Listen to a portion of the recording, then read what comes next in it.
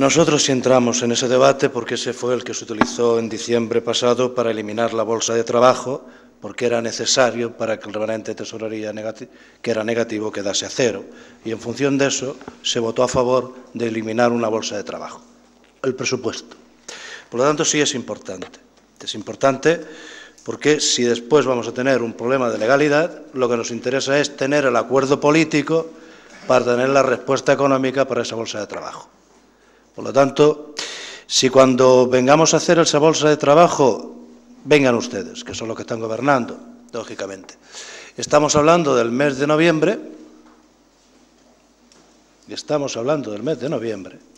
que es cuando podremos realmente plantearnos ese compromiso. Una vez que tengamos la recaudación, pues perfecto, si este concejal no tiene ningún problema en saltarse la norma, pero yo sé que el Gobierno no se la va a saltar.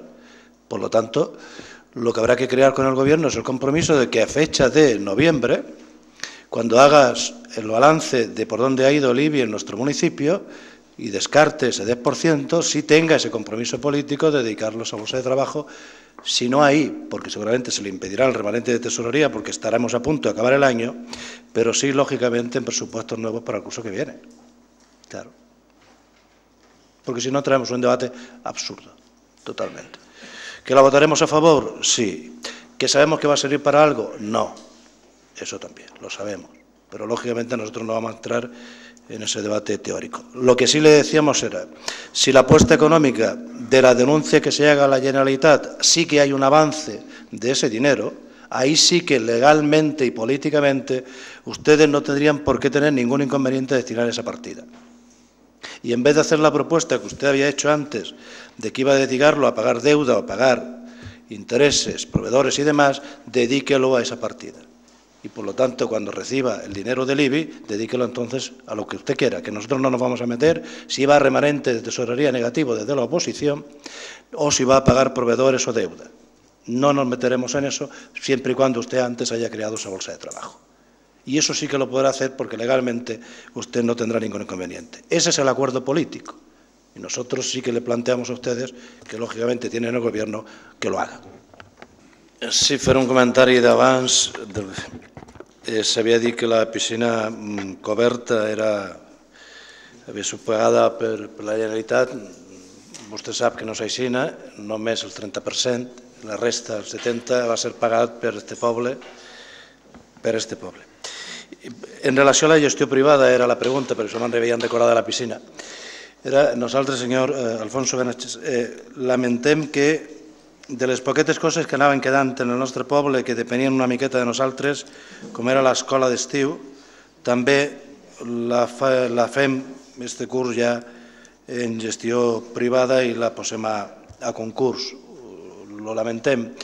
I segurament perquè en la mateixa informació que estava donant el senyor Carlos Primo de l'aposta per mantindre, o el senyor Marc Comparís, per les beques de la DIPU, i podíem haver jugat en una sèrie de coses que segurament, i me pareix que algun tècnic le va comentar a vostè. És a dir, podíem haver mantingut alguna de les coses, ja queden poques, esta quedava encara per ahí, que era una cosa nostra, i ara també se la donem a una empresa, a pesar de que siga del poble o siga de fora, me dona igual, però la gestió és més important si la gestió la fem nosaltres que una empresa indirectament, perquè sempre estarà millor, cobraran més els treballadors i totes aquestes coses. Li preguntem per la situació dels projectes del Pla Confiança. Ha passat un mes, si tenim alguna notícia. Si no, i ja està.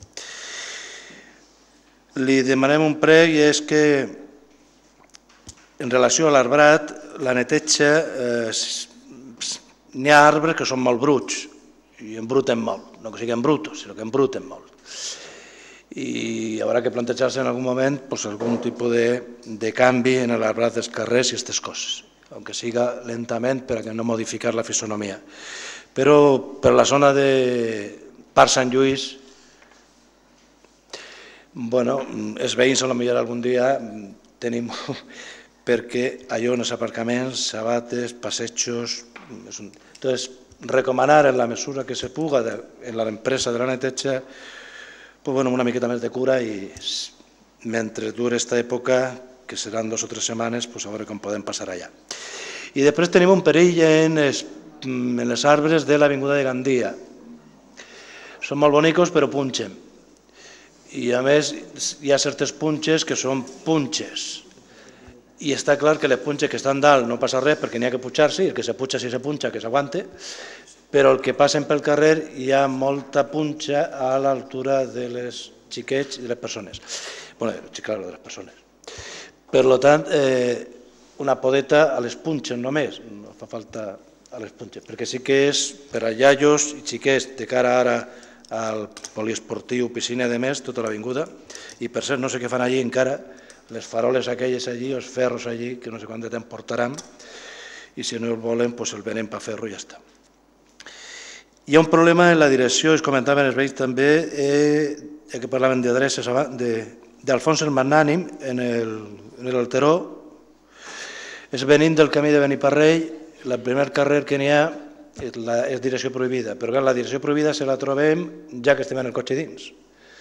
Doncs una senyaleta abans perquè algú se menjarà algú, segurament en algun moment, perquè la senyal que està prohibit anar per ahí ja està dins i no hi ha ningú avís i algun veí se ve que ja ha tingut alguna cosa.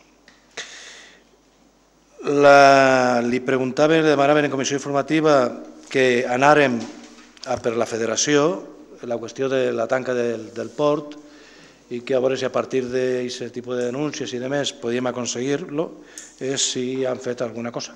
Si ja han fet algun decret vostè i si no, pues recordar-li-lo, aunque s'hagi acabat la temporada, pues bueno, pues és igual, però que tire per acabant perquè potser és bo.